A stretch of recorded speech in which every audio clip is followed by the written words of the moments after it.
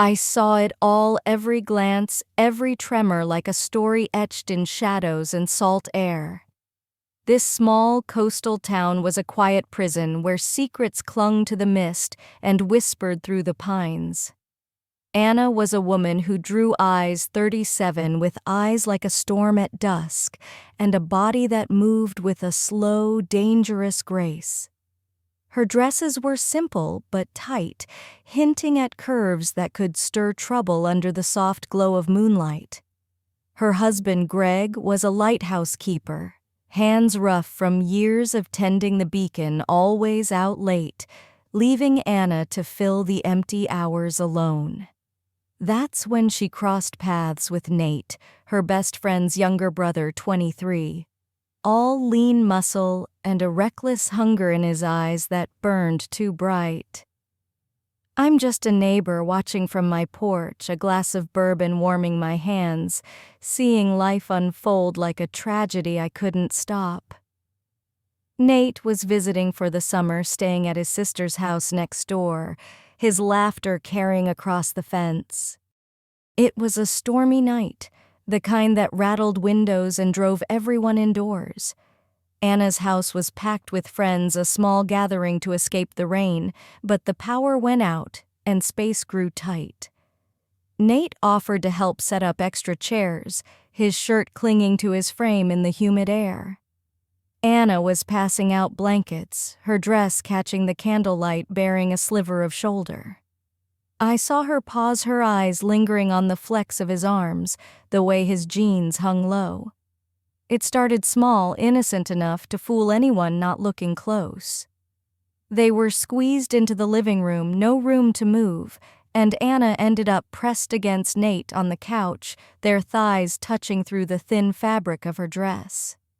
His knee brushed hers, and she didn't shift away. Her laugh was nervous, charged. And I swear the air grew heavy, the candlelight flickering like it knew what was coming. Her dress slipped slightly, and his gaze followed, bold, unapologetic. I saw her breath catch her lips part, like she was standing on the edge of something she couldn't name. That touch wasn't just a touch. It was a spark, the kind that could set a life ablaze. Anna knew the weight of her vows, felt Greg's ring on her finger, saw his coat by the door. But Nate's eyes didn't care about promises. They were young, wild, and they saw her in a way Greg hadn't in years. They stayed close as the night wore on, the storm raging outside, their voices low, the conversation drifting from small talk to something heavier, something dangerous. Her fingers brushed his hand as she passed him a drink, and his lingered, pulling her closer without moving an inch. That night I lay awake, their silhouettes burned into my mind. Anna with her quiet life, her husband's steady love was slipping. Nate was afire, and she was drawn to it, her heart racing toward a mistake she couldn't name.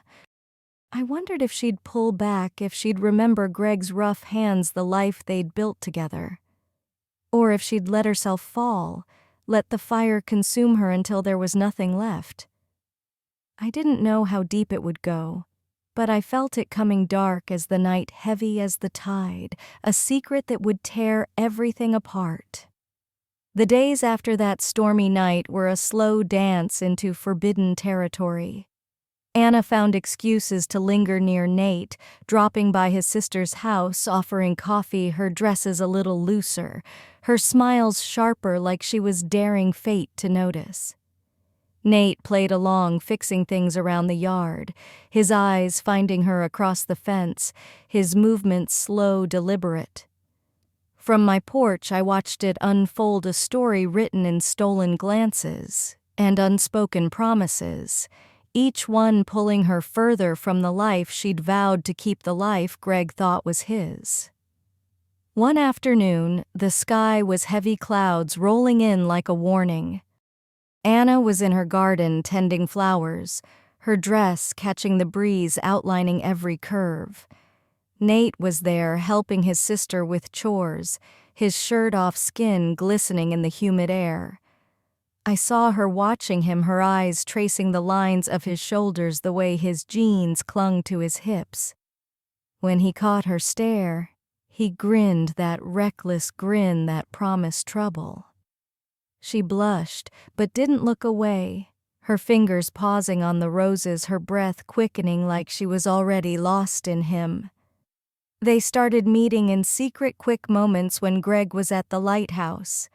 The backyard became their stage, the tall grass their shield. I'd see them there behind the shed, standing too close, his hand brushing her arm, her fingers lingering on his wrist. I could almost hear her thoughts, the war inside her, Greg's steady love, battling Nate's fire, the way he made her feel alive, like her blood was singing for the first time in years. Her laughter was different now, charged like she was chasing something she'd never catch, something she knew she shouldn't want. One evening it went further. I was out walking, the air thick with the scent of coming rain, the town hushed except for the hum of the sea. They were behind the shed, hidden by the dusk but not hidden enough.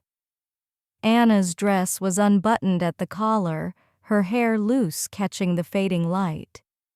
Nate's hands were on her waist, pulling her close, and her fingers dug into his shoulders like she was holding on for dear life.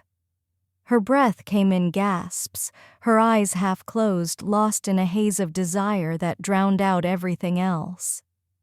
I froze, my heart pounding, knowing I should turn away, but unable to caught in the raw, desperate heat of their moment. When they parted, Anna's face was flushed, her lips swollen, her hands trembling as she fixed her dress. She whispered something to Nate, her voice soft, urgent, and he nodded, his eyes still locked on her like she was the only thing that mattered. They slipped away, but the air between them crackled, a promise of more, a vow that would break everything. I went home, my mind racing, wondering how long they could keep this up before it all came crashing down, before the fire consumed them both. The affair grew bolder, hungrier, a beast that fed on stolen moments and forbidden touches. Anna's lies to Greg piled up, late errands, visits to friends that never happened. Her eyes betrayed her, always drifting to the shed, to Nate, to the promise of his touch. He was her addiction, and she was hooked, her body alive with a reckless energy that made her glow even as it tore her apart. From my porch, I watched her unravel, her life with Greg fading into a shadow she barely noticed, her heart consumed by a fire she couldn't control. One night, the town was still, the air heavy with the scent of rain-soaked earth and pine. Anna slipped out, her silk dress clinging to her curves, a scarf trailing like a whisper of sin. She met Nate behind the shed, under a sky lit by flashes of lightning, the storm brewing as fiercely as the one inside her. They didn't speak, not at first. His hands found her hips, pulling her close, and her fingers traced the lines of his chest like she was memorizing him. The rain started soft, then harder, soaking her dress until it was nearly transparent, outlining every curve, every shiver. She didn't care, and neither did he. They moved inside the shed, its walls creaking under the storm's weight, the air thick with the scent of damp wood and desire. I followed, drawn to their story like a moth to a flame, knowing I shouldn't but unable to stop. Through a cracked window I saw them, Anna pressed against a workbench, Nate's hands sliding up her thighs, his lips finding her neck, her breath hitching with every touch. It was a storm of its own, their bodies a tangle of need and desperation, a dance of forbidden want. Her whispers were soft, pleading, his rough, urgent, each sound a betrayal, each touch a wound that cut deeper.